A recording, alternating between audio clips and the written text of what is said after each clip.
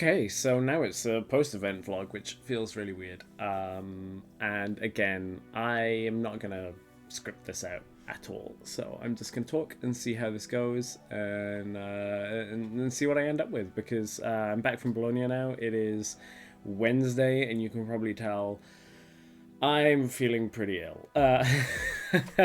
I finished the casts on Sunday and basically immediately lost my voice and have had a sore throat and a cough and a bunch of stuff ever since. So pretty normal for events, pretty normal for like your body to just kind of enter shutdown mode when you get back. So I got back Monday evening and immediately it was just like, nope, not really able to do anything. So I've been trying to relax, rest up. I figured I would do the vlog Tuesday, but I needed to take an extra day. And I don't know exactly what order I'm going to do stuff in. There might be just random B-roll footage thrown in that I filmed throughout the weekend. So let's just see what we end up with. So Bologna was amazing. I really enjoyed the event, and it's a real honor. I think right out of the gates, I have to kind of echo something I posted already on Twitter, and that is a thank you to everybody at Riot and UVS Games for inviting me to be on the broadcast. I had an amazing time. It was a real honor to work on a tournament of this level for TCGs. It's the first time I've done what I would say a premier event, or what I would say is a premier event for a TCG. I've done a little bit of work in the past on Magic and a few other things locally, but yeah, nothing to the level that is a regional qualifier. So very happy to be involved, very happy to be on the broadcast, and thank you as well to CSL, the production team, for all their hard work. Big shout out to Barrett from UVS, who I've said this like 5 times, but Barrett, thank you for all the work you did, keeping us going behind the scenes, even so much as like at one point jumping on the card viewer just because we'd just come off casts and it was like rest up. So yeah, thank you to Barrett and the team, everybody that worked with behind the scenes and on camera. Had an amazing time. I'm gonna go quickly through each day, and then I'll talk a little bit about the broadcast and the wrap up. And I don't want to make this too long, but it feels like I should and I want to do this as wrap up based on the first 2 vlogs. Travel wasn't too bad. Bologna, I managed to get a direct flight. I know a lot of people had some issues. Medic, for instance, was stuck overnight in Frankfurt, which I do not envy, being stuck for that long just on the road when you see everybody else traveling. That definitely sucks. I was able to get there pretty much on time. No real issues there, which was quite nice. Which took us into what I'm going to call day 0, which is technically day 1 of the event, but we didn't have anything on stream. We had rehearsals on the Friday, which is standard for every broadcast I've ever been on. Always have rehearsals.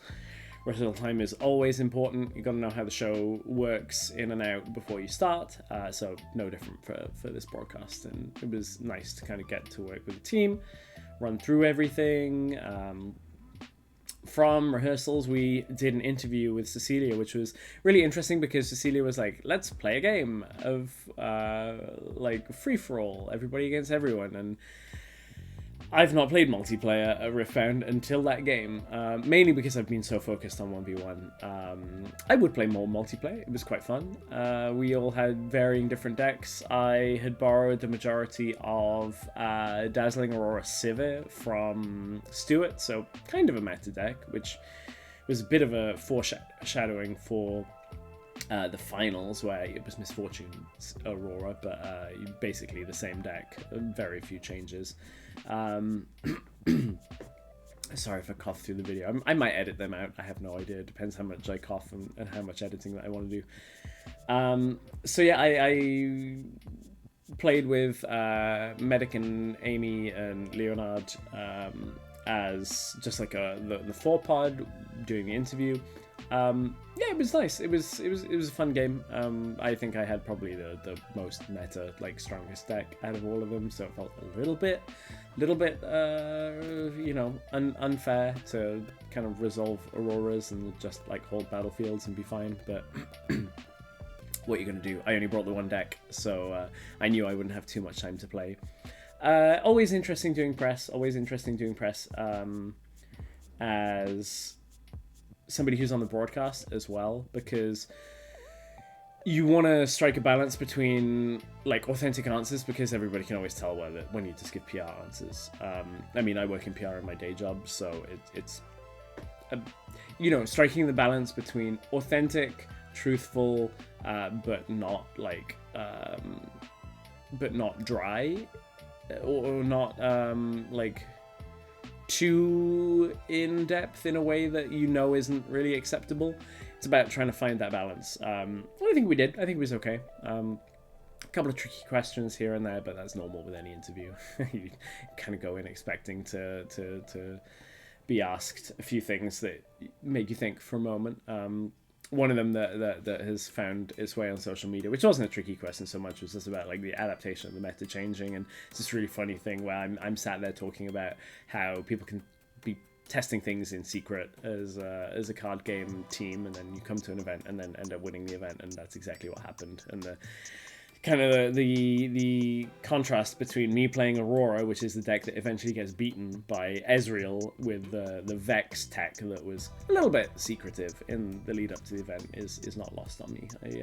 I feel like my subconscious was really pulling strings together in order to lead me to the right storyline for the event this past weekend.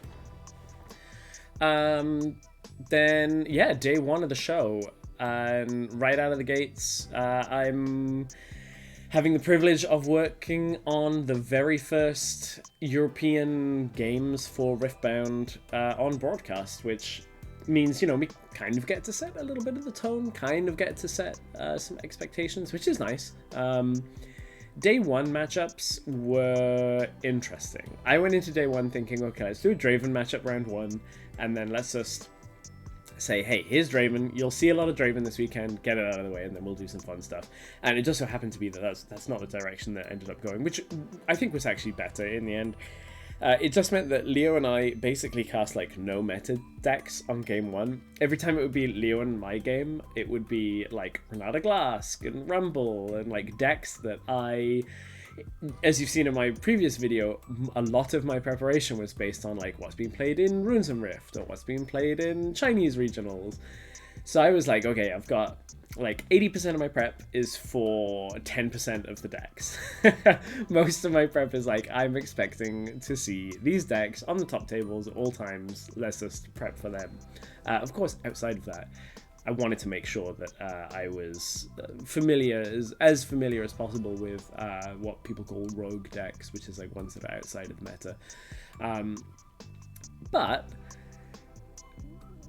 I had a few more than I was expecting on day one, which was interesting. Trying to figure my way through, especially a lot of Spirit Forge decks. I've not had a lot of time to play against some of the stuff that came up. So it was about kind of weaving that narrative. The good thing about being in the play-by-play seat, at least for broadcasts, is there's somewhat of a set of wiggle room. Like there's an amount that you have to be able to lead the broadcast and the analyst next to you about learning rather than knowing. So it's about knowing when to dip into that, knowing how to phrase that.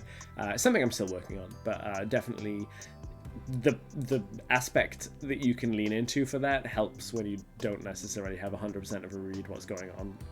My favorite thing, by the way, is reading comments that people say these casters don't play the game, and I'm like, I guarantee you I probably play the game more than you do. Doesn't mean I'm better at the game than you do. Who knows? Maybe you're a grinder like on online platforms or your local game store, but I promise you I play the game. It's always fun reading that and seeing how people interpret, whether it's a mistake or whether it's an oversight. Because the thing is, and I somehow want to peel back the curtain for people on this, of like how little you're actually able to watch the screen. That sounds like a really dumb statement, but it's true. Because when you're on broadcast, you have a million different things going on. You have to basically, you have a producer in your ear sometimes, not often during game, but you have to work with another person who you need to communicate in a non-awkward way. And for instance, at this event, Leo and I hadn't worked together ever before. So we were on the fly learning each other's conversational style, which means you have to look at each other sometimes. And when you look at each other, this actually legitimately happened to me. I looked at Leo for half of a second, and one of the players on the feature match flipped their top card instead of flipping their rune. And I was like, what happened? Because we had a judge come by, and I think Leo also had looked at me and was just like, oh, he must have taken it out of his sideboard or something like that. And both of us, just for that exact second on broadcast, had looked away. I had been looking at the screen, and then I was just like, oh, look away, come back. Oh, something's happened, and you have no idea. But there's a million other things that can cause you to do that. Does somebody from production grab your attention for half of a second to tell you something? Producer in your ear. Did you look down at your notes in order to like read because you've seen a different card coming, or you're expecting something to be sideboarded in, and maybe you saw this matchup earlier and you're just reading off the paper of like, okay, this is how this is the notes you took in a previous game. So it's like, what I will say compared to League of Legends is that happens way more. Is the number of times I would like look away for half of a second and something would have changed. You'd be like, damn it, what? Like immediately catch up on like what has happened. Same thing happened with, we had a time, I think it was the first time we were casting Alan ZQ, and there was like a Bellows Breath with, I think it was a Frigid Touch repeated, or like Arcane Shift on a Fizz, and Fizz recurred something out of the graveyard. And I just missed it. I just missed it on that half a second. And like there are very few places where you can actually find the correct information. So I actually found myself doing something I almost never do, and is like opening chat, and someone's like, there's a Frigid Touch in the graveyard. And I'm like, okay, fine, whatever. It happens though. It's just something I'm not super used to. And I say all of this in jest. I appreciate that when you're a viewer, and it's something I do as well, when I'm watching broadcasts, I'm thinking like, how could you not see that? Like, how could you not know? Not giving the benefit of the doubt that I expect to get from other people as well. So I say this like with a smile on my face in jest. So I'm like, if you ever see a caster miss something that you think is obvious, probably they were looking at somebody else at the time that it happened, and it just sucks. You just kind of have to eat it in that moment, and just sit in what feels bad. There are some casters who will not look away from the screen at all times, which has its benefits, but let me tell you, as somebody who has casted with casters like that, it does not lead to a very good rapport, because if I can't bounce off you, and if I can't make like eye contact or like some kind of gesture or something, I purely have to go off your intonation alone, and that can be tricky. Not saying that there's anything wrong with it, and of course that means they never miss anything on screen, but yeah, it's a difference. Likewise, I just took a drink. For me to take a drink on broadcast, I actually have to look away, because the way that the way the table setup is, you have a cough button and what we call a talkback button to talk to producers if you need to speak with them. And then basically they're off the screen, and then if you have a cup, it has to sit like down and on the floor. So I literally have to lean away from the screen, because we had one screen like right up in front of us and one screen tilted down on the side, again to stay out of the camera shot. So you're constantly like having to do this battle of like, where does your attention go? My notes are to my right, so I'm looking over here. The screens are both in front of me, so I'm looking there. If I have to speak to the producer, I need to make sure I'm holding the talkback button, otherwise you're going to hear me say something stupid that isn't muted. Essentially, again, for those of you that don't know, it's a button that when you hold it, I can speak into the microphone. The stream doesn't hear it, theoretically, and the producer does hear it. So you're able to have a line of communication during, and a cough button for if I need to cough. I don't want to just cough into the microphone. You need to be able to mute that to the output.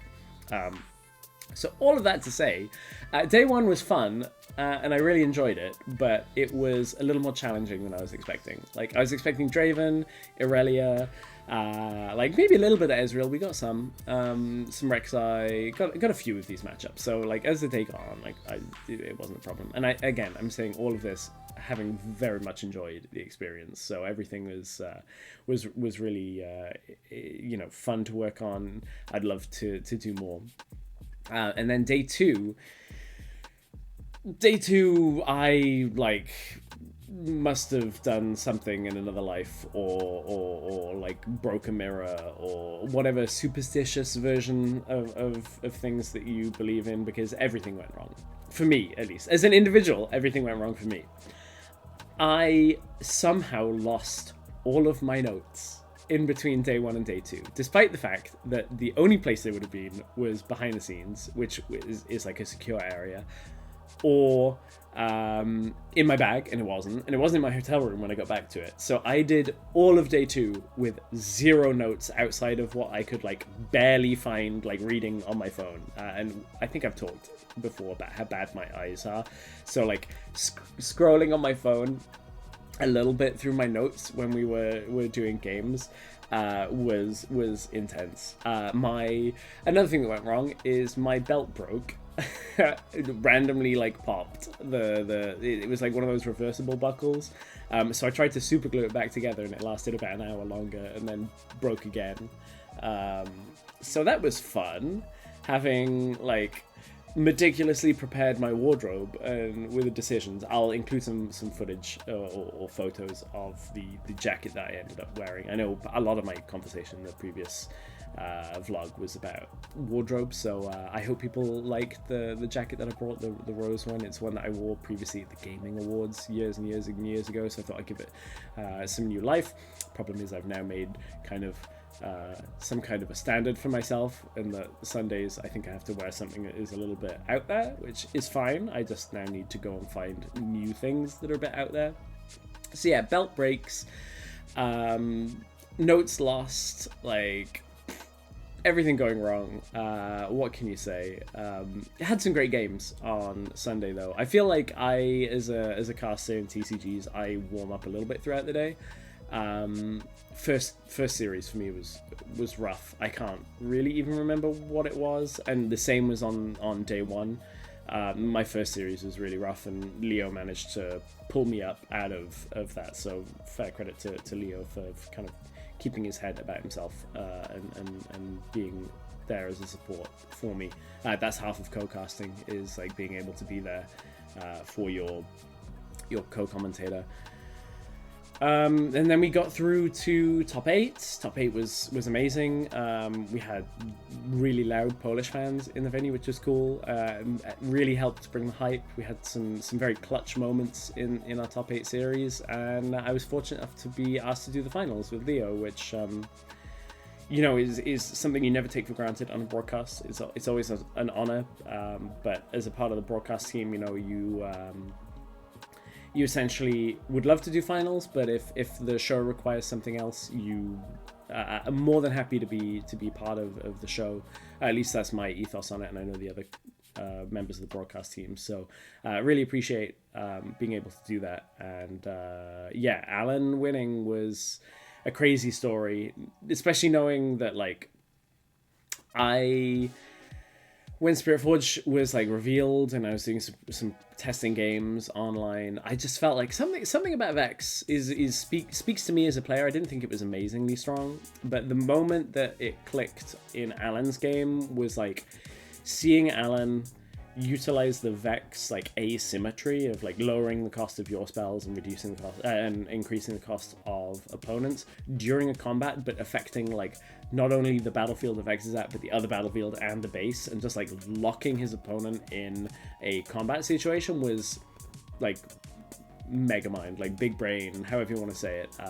Really impressive performance by Alan, and I can't even underestimate, I can't even overstate how impressive it is to go undefeated with a deck like that. It's one thing to, play to play an aggro deck or something that you know can end games quickly and will curve out real quick, maybe there's like, you know, still 13 rounds is grueling in that, but like to do it with a deck that you have to make so many decisions and it's like based around control is extremely impressive to never tie a game. I think a lot of people who are going to be picking up Ezreal, especially in this format with the Vex, you need to drill this deck. You cannot show up and just expect to do it in Lille and get through the Swiss. You will tie games. You will end up with like 4 or 5 ties, and you're out. Like at that point, you can't qualify if you don't have enough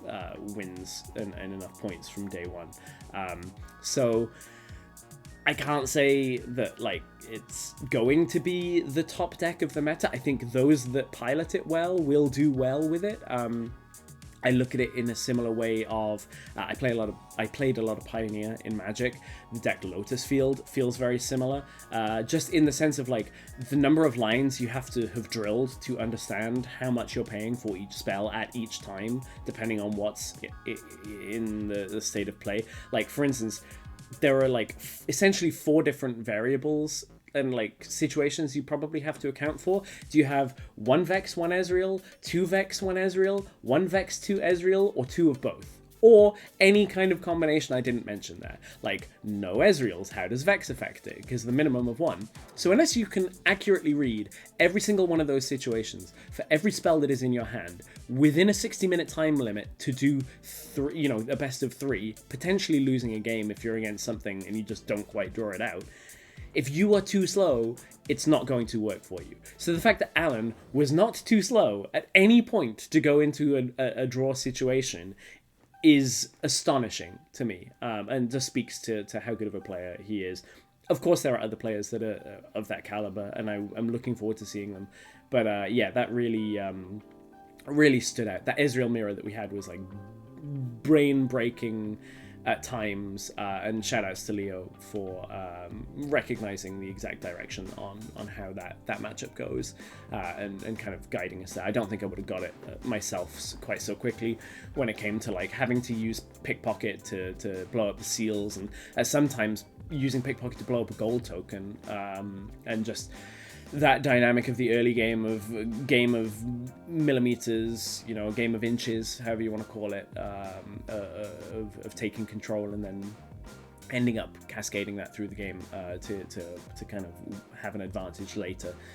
Really impressive from Leo to be able to pick up on that, and I had a great time casting with Leo the entire weekend. I can't really say enough about how much he carried me at times, so very much appreciate it.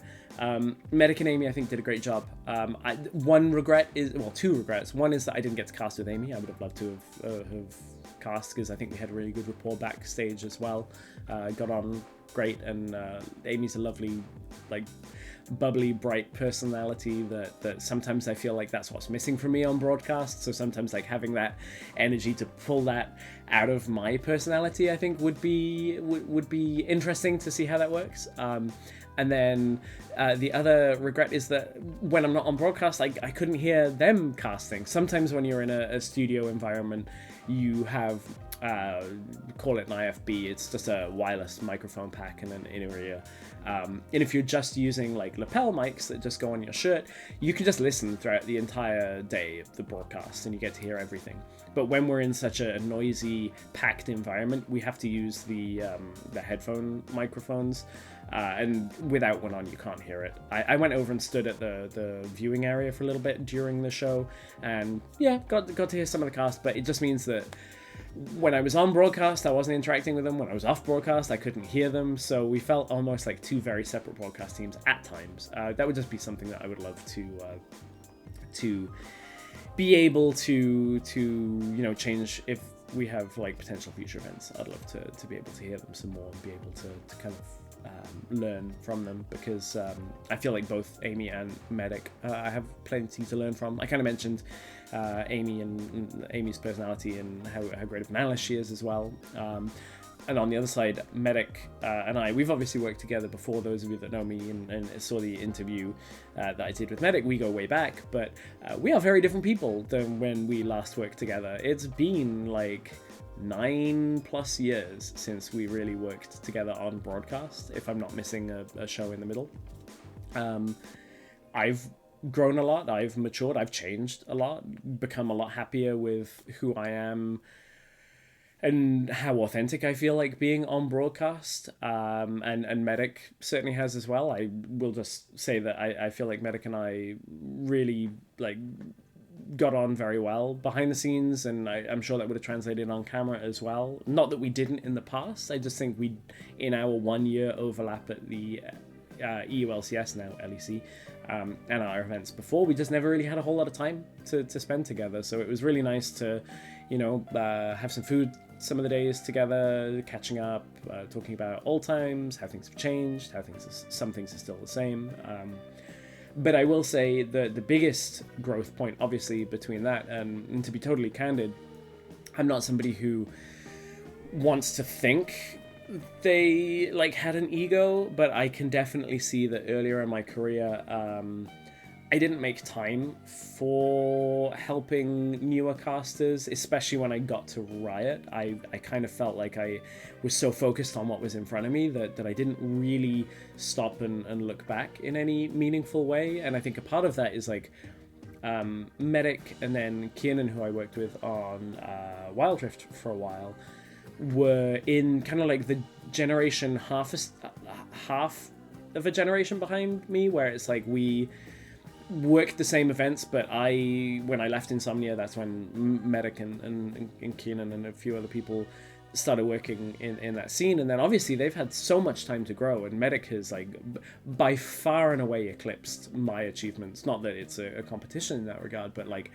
Medic's now at a point where like extremely accomplished broadcast talent.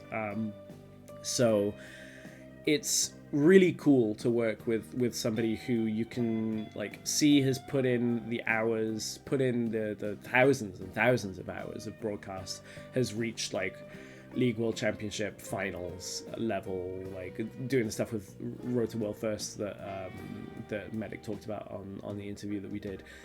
So for me, it's great to be able to learn, because I've swapped from being an analyst to being a play-by-play. So really, I'm so much further behind on that road. Again, not a competition, but we have different styles. I think where Medic shines very much in the way that I was talking about, hoping that working with Amy might pull some extra personality out of me. I think Medic's personality on broadcast is right there up front, and that's one of the reasons why people love Medic is you know exactly his personality. He's light, bubbly, airy on broadcast, still brings like knowledge to a play-by-play role, still brings hype. So I feel like his strengths are definitely areas where like I can grow, and getting to work together is one of the best ways of doing that, because you get to see somebody in action and it motivates you in order to be like, yeah, I can be better, I can do that. So that's something that I really appreciated, getting some time with Medic, and I hope we get to work on more events together as well. And I would be very, very fortunate to be able to kind of learn from him some more. I think that kind of is an extremely quick wrap up of like working with the rest of the broadcast team. Everyone was great. I had a great time. I think anything else that I've missed from this, I will probably include in any further vlog.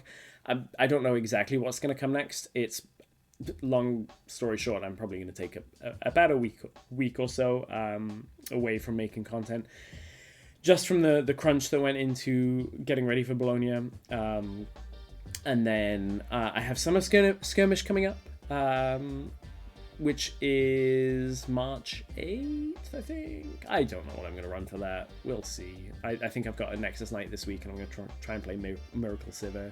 Not even going to bother trying to like get cards for Ezreal, because my brain's not big enough to do that, as much as I'd love to play a deck with Vex. Probably my next vlog will be like what happened from Vegas and how everything turns out with like the meta shift.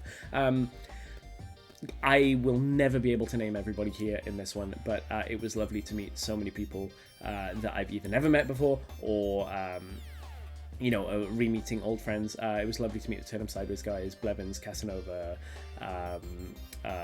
God, I'm gonna put myself right into it now. The Rift Labs guys, including Lothar and Jibs and Jacob. And God, this is going to be a nightmare if I try and name every single person. It was lovely to meet the dev team, spend time with the team from UBS, some of the rioters that were in attendance that I've known for a very long time. And yeah, I might rewatch that bit and cut it out. I might leave it in. Who knows? It might be endearing. I talked about getting some personality out. maybe that's a little bit more. If you're enjoying these vlogs, please subscribe to the channel if you're not already. I know my channel's not huge, so hopefully it's something I can grow over time. Leave a comment if you were in Bologna. If you said hi and I forgot to list you in this video, I'm so sorry. Call me out in the comments. It'll be great. Give me a like on the video. And yeah, I will be back at some point with another vlog, and I'll ramble into the camera for a little while longer. Thank you, everyone.